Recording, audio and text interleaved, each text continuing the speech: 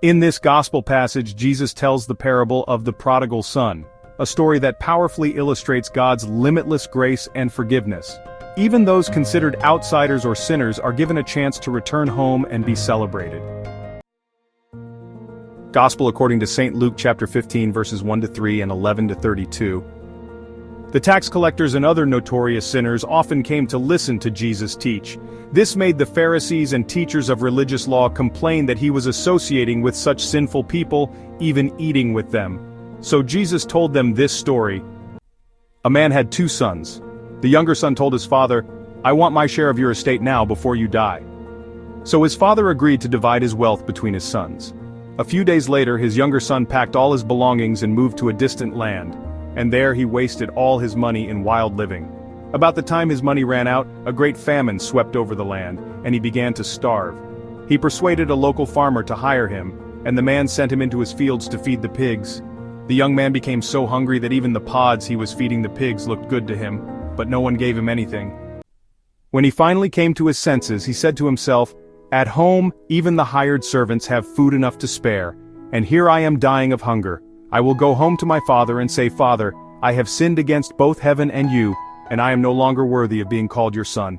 Please take me on as a hired servant.'" So he returned home to his father, and while he was still a long way off, his father saw him coming. Filled with love and compassion, he ran to his son, embraced him, and kissed him. His son said to him, "Father, I have sinned against both heaven and you, and I am no longer worthy of being called your son." But his father said to the servants, "Quick! Bring the finest robe in the house and put it on him.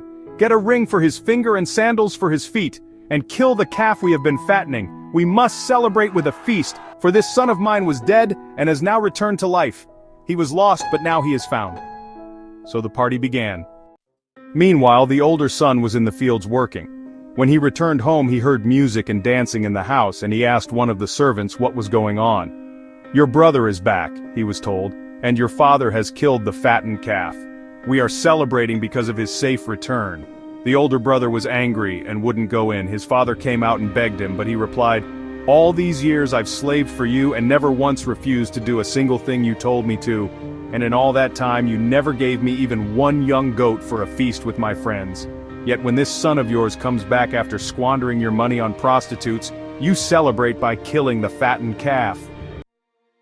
His father said to him, "Look, dear son, you have always stayed by me, and everything I have is yours. We had to celebrate this happy day, for your brother was dead and has come back to life. He was lost, but now he is found."